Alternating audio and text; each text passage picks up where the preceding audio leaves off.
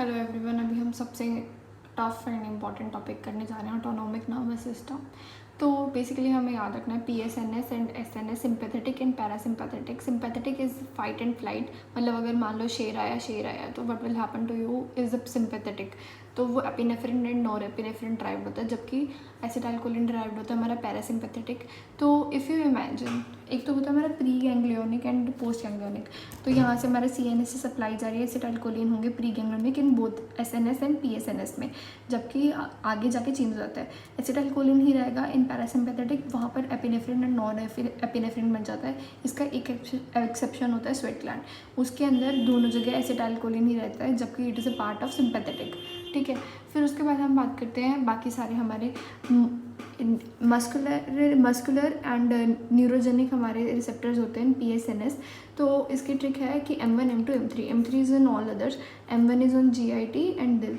मेरा दिल खुश है तो मतलब पेट खुश है, म से मेरा, पहले पेट खुश, फिर उसके बाद दिल खुश। ठीक है, पेट पूजा पहले होती है, बाद में दिल खुश हो जाता है ना, वैसे ही हमें याद रखना है। अब हमारी बात करते हैं हम सिंपैथेटिक की, अल्फा एंड बीटा। तो अल्फा में अल्फा 1 जो होता है वो GQ होता है, GQ मतलब फोस्फोलाइपेज C जाएगा, मैं उसका डायग्राम में दिखा दूंगी।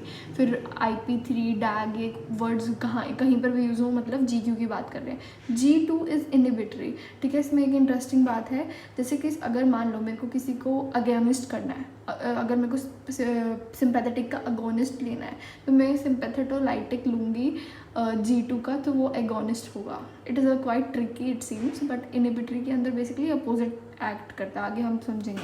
B1 B2 B3 जैसे M3 था सब में होगा, लेकिन इसके अंदर ना हमें ऐसे रखते हैं 1 हार्ट होता है, 2 लंग्स होते हैं। ठीक है, म से मेरा पेट खुश तो मेरा दिल खुश, एंड B1 में 1 हार्ट एंड 2 लंग्स। ठीक है, स्पेसिफिकली। अब हम सबसे पहले बात कर लेते हैं हमारे ब्लैडर की, जहाँ से बहुत क्वेश्चन आते हैं। तो ये हमारा ब्लैडर है, ये मसल्स हैं, मसल्स में म से मसल्स, एंड यहाँ पर इंटरेस्ट मैंने क्या बोला था कि मेरा पेट खुश तो मेरा दिल खुश, ये इसमें ना तो ये पेट की बात कर रहे हैं ना दिल की बात कर रहे हैं, इसलिए M3। ऐसे B3, क्योंकि ना ही ये हमारा हार्ट है ना ही हमारा लंग है। उसके बाद इंटरनल स्फिंक्टर जो होते हैं वो अल्फा 1 होते हैं, यहाँ पर जो एक्ट करेंगे। ठीक है, तो ये सारे के अगर मैं इन सब के फेवर में बात करूँ तो it will help in contraction. ठीक है, by various method, but it will help eventually in contraction. तो अगर मुझे कॉन्ट्रैक्शन करानी है, कोई फ्लैसिड ब्लैडर पड़ा है मेरे पास, तो उसके अंदर मैं इसके एगोनिस्ट यूज़ करूँगी। ठीक है, एंड अगर मुझे इसका अपोजिट काम करवाना है, ओवर एक्टिव ब्लैडर होता है, तो उसके अंदर मैं उसके एंटागोनिस्ट यूज़ करूँगी। इसी प्रिंसिपल पे ये सारे क्लासिफिकेशन है। तो फिर अब हम आगे बात करते हैं M3 का एगोनिस्ट, मेथेनोकोल। मेथेनोकोल क्या कराएगा फ्लैसिड ब्लैडर में? इफ़ यू नो कि क्या काम करा रहे हैं, तो you don't even have to remember the use of it. And soft D, over active bladder है, पंप करे जा रहा है, we are like please soft हो जा। तो सॉफ्ट डी में सोलिनाफिसिन, ऑक्सीब्यूटिलिन एंड फ्लॉक्सेसेट एंड टोल्डेरोडिन, डार्फेनेसिन। ठीक है, ये सोलिनाफिसिन का भाई डार्फेनेसिन, टोल्डेरोडिन, ऑक्सीब्यूटिलिन एंड फ्लेवोक्सेटेट, ये हमारे ओवर एक्टिव यूरिनरी ब्लैडर में यूज़ होते हैं। M3 में होता है मेरा वेगॉन, ये सर्किट्रिक है, मेरा ब्लैडर गॉन। ठीक है, तो अच्छा ठीक है, एगोनिस्ट है, एगोनिस्ट मतलब हम किस में काम करेंगे, जहाँ पे फ्लैसिड होगा, राइट। अल्फा 1 इनहिबिटर होता है हमारा टाइमसिल्यूसिन, असल में to be more specific it is alpha 1A inhibitor. इसका ना अदरवाइज ना वो होता है साइड इफेक्ट की हाइपोटेंशन कर देगा, बट ये नहीं करेगा। एंड ये BPH, बिनाइन प्रोस्टेटिक हाइपरप्लेजिया के अंदर यूज़ होगा। अब हम आगे चलते हैं, आगे हम PSNS के बारे में पूरा कवर करते हैं। PSNS मतलब कि पैरासिम्पैथेटिक मतलब कि जो हमारे सिंपैथेटिक का अपोजिट, राइट। सिंपैथेटिक कैसे सोचा था हमने, फाइट एंड फ्लाइट। तो अब मैं बोल रही हूँ कोलिनर्जिक, ये मतलब PSNS होगा, लेकिन anticholinergic is equivalent to sympathetic. ठीक है, तो ये हम पहले पढ़ते हैं कोलिनर्जिक में हम क्या करेंगे, जैसे हमारा ये मैंने बना रखा है नॉरएपिनेफ्रिन का सिमिलर साइकिल होगी, हमारे NMG जंक्शन होंगे वगैरह, तो ये साइकिल से निकलेगा। तो यहाँ पर जब एसिटाइलकोलिन आता है ना, तो वो उसका ना मेटाबॉलिज्म हो जाता है एसिटाइलकोलिन एस्ट्रेस से, तो हम उसको इनहिबिट करें ताकि एसिटाइलकोलिन ज़्यादा रह सके हमारे NMG जंक्शन पर। तो इसमें आएगा पहले हमारा डोनापिजिल, रिवास्टिग्मिन एंड गैलेंडामेक्टिन। डोनापिजिल ठीक है। इफ़ यू रिमेंबर दिस, ये हमारा यूज़ होता है अल्जाइमर डिसीज़ में, क्योंकि उसमें एसिटाइलकोलिन की कमी हो जाती है। मेनर जो उसके जहाँ से हमारा एसिटाइलकोलिन निकलता है वो कम हो जाता है। तो अब हम क्या कर रहे हैं, जितना भी निकल रहा है ना उसको मेटाबोलाइज ही नहीं दे रहे। और एक और ड्रग होती है एडासीनुमैब, हमें याद कर, न्यू मतलब नर्व्स एंड एडी मतलब अल्जाइमर डिसीज़, ठीक है। एंड हम असल में इसके बाद देते हैं मेमेंटिन वगैरह NMD रिसेप्टर्स, वो अलग कहानी हो जाती है।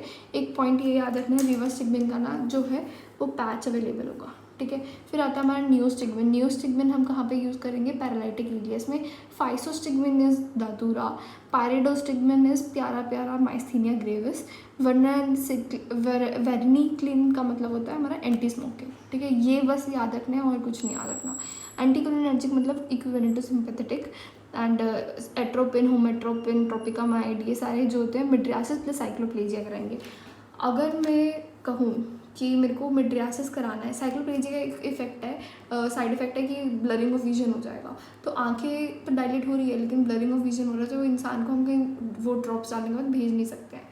और रही बात उसकी अगर मैं सिंपैथेटिक के थ्रू मिड्रियासिस कराऊँ, क्योंकि सिंपैथेटिक में तो होता ही है ना सिंपैथोमिमेटिक के थ्रू, तो उसमें ये एडवांटेज होता है कि साइक्लोप्लेजिया नहीं होगा। ये क्वेश्चन पूछते हैं। बेंजाट्रोपिन फेनिडाइल जो होता है वो हमारा एक्स्ट्रा पिरामिडल साइड इफेक्ट होता है ना जो हमारे डोपामिन ब्लोकर्स के, तो एक वो ट्रिक होती है ना अडाप्ट, तो एक्यूट डिस्टोनिया, ये सब चीज़ें उसके अंदर हम यूज़ कर लेते हैं। ग्लाइकोपैरालेट सिक्रीशंस को कम करने के लिए ऑपरेशन से पहले यूज़ करते हैं। हायोसिन डॉक्सिलामाइन जो होते हैं हमारे मोशन सिकनेस में यूज़ करेंगे हम। इप्राट्रोपियम टायोट्रोपियम जो होता है वो अस्थमा में यूज़ करते हैं, बट मेनली COPD के लिए होता है, ठीक है। अब उसके बाद हम बात करेंगे इसकी सिंपैथेटिक के। सिंपैथेटिक में होता है हमारे नर्व्स में टायरोसिन से डोपामिन होना है, डोपा से डोपामिन, फिर वीमैट होता है हमारे वेसाइकल के अंदर, फिर अंदर बाहर की तरफ जाता है नॉरएपिनेफ्रिन, उसके बाद रीअपटेक होगा।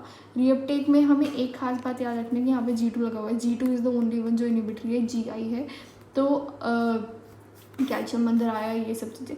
अब वीमैट पे कौन सा काम करता है, इज आर टेट्राबेंजिन जो होता है हंटिंगटन कोरिया के अंदर ड्रग ऑफ चॉइस होगा। एंड रिलीज़ कराते हैं हमारे नॉरएपिनेफ्रिन को ज़्यादा, होते हैं हमारे एम्फेटामिन जो कि नार्कोलेप्सी या फिर ADHD में हम यूज़ करते हैं। ADHD याद रखना है। एंड एफेड्रिन जो होता है वो हमारा नेजल डिकंजेस्टेंट होता है, कभी देखना उस पर लिखा होता है। एंड फिर उसके बाद है हमारे अल्फा-2 एंटागोनिस्ट जो कि हमारे सिंपैथोमिमेटिक की तरह काम करेगा। ये होता है सिंपैथोलाइटिक है, but the only one which will favour the action. तो वो क्लोनिडिन आ गया, अल्फा मिथाइल डोपा आ गया, टीजाडिन आ गया। तो क्लोनिडिन में एक खास साइड इफेक्ट होता है रिबाउंड हाइपरटेंशन। अगर आप अचानक से इस दवाई को छोड़ देंगे तो वापस से बंदे को BP शूट अप करने लग जाता है, क्योंकि उसको उसकी आदत सी पड़ जाती है, ठीक है। एंड टॉरेट सिंड्रोम के अंदर हम यूज़ करेंगे, प्रेगनेंसी में हम यूज़ करते हैं अगर हाइपरटेंशन होगा, मिथाइल डोपा को।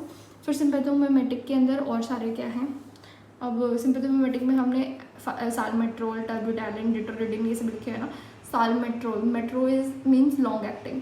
साल्ब्यूटामोल वगैरह होता है तो उसको क्या बोलते हैं हम, साल्ब्यूटामोल का मतलब होता है हमारा शॉर्ट एक्टिंग, ठीक है। ये सारे हमें पता चल रहे हैं कि बीटा-2 हाँ, तो मैंने क्या बोला था, beta two is more on lungs, B1 किस पे था, हार्ट पे। तो मेनली ये बीटा-2 पे, नाम से ही पता चल जाएगा आपको बीटा-2 पे ज़्यादा काम करे, तो अस्थमा में हम यूज़ करेंगे। इसका साइड इफेक्ट होता है TTT, tachycardia, tremors, hyperglycaemia, and potassium पे भी ये काम करेगा। डोब्यूटामाइन जो होता है वो बीटा-1 पे ज़्यादा काम करता है as compare to beta two, and alpha पे भी काम करता है। तो हमारा डोब्यूटामाइन जो होता है वो कार्डियोजेनिक शॉक के अंदर जाएगा, जबकि डोपामिन उसका भाई, जैसे नाम देखो सेम सा लग रहा है ना। इसके अंदर एक खास बात ये होती है कि ये डोपामिन रिसेप्टर्स पे भी काम करेगा। ऑब्वियसली डोपामिन नाम में भी आ गया, तो D1 is equal to D2, वो उसमें कोई भेदभाव नहीं करता। उसके बाद फिर आएगा हमारा बीटा एंड देन अल्फा।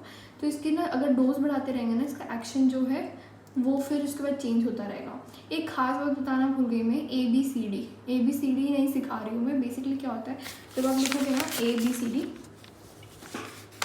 एक मिनट, हाँ, जब हम ABCD लिखते हैं, A for vasoconstrictor and B for vasodilation, तो अल्फा एक्शन के होने पे क्या होता है, हमारा जो BP होता है वो इंक्रीज़ होता है, बीटा में उल्टा होता है। इसलिए इसके सारे जो इफेक्ट होते हैं ना उनमें फ़र्क पड़ेगा कि डोज पे क्या क्या चल रहा है। तो ये <2 पे इस पे काम करता है, डोपामिन पे, क्योंकि उसका नाम में ही आ रहा है। फिर अल्फा पे काम करेंगे उसको <10 होना पड़ेगा, ये क्वेश्चन पूछ चुके हैं। एंड फिर उसके बाद है हमारा एपिनेफ्रिन जो कि बीटा पे ज़्यादा काम करता है as compare to alpha, and ये हम शॉक एंड एनाफिलैक्सिस में दे सकते हैं। तो इसकी रेशियो पूछ लेते हैं कि 1:2 10,000 हमारा होगा शॉप के अंदर, 1:1000 जो हमें जल्दी से काम कराना है फिलेक्सिस के अंदर, तो IM एंड सबक्यूटेनियस देंगे, जबकि वो वाला सोल्यूशन हम IV, इंट्रोशियस, इंट्राट्रेकियल भी दे सकते हैं।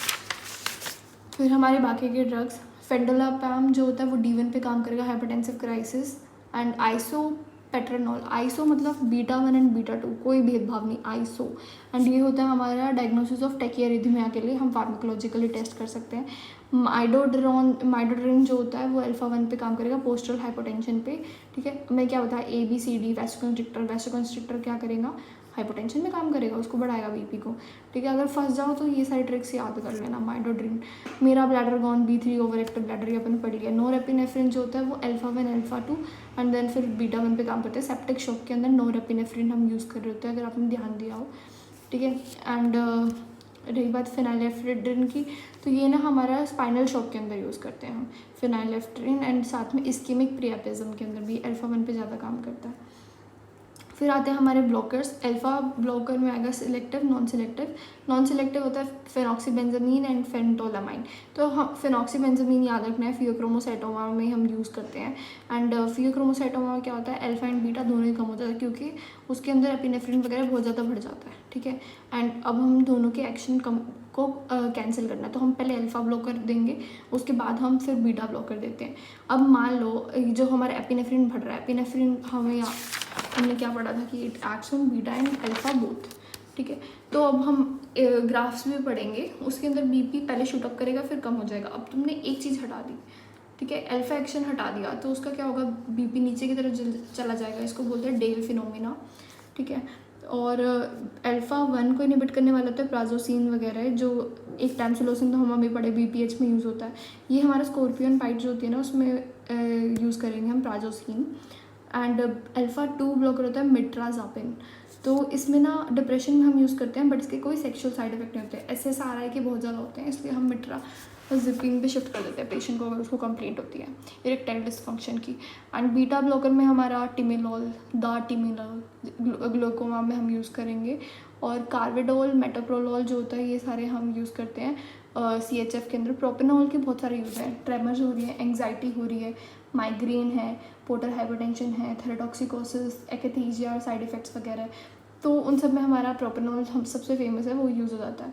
फिर पोर्टल हाइपरटेंशन के लिए ना नो पोर्टल सर्कुलेशन, ये हमारी ट्रिक है, ठीक है। पोर्टल सर्कुलेशन में नोडोलॉल, प्रोपेनॉल, कार्वेडोल।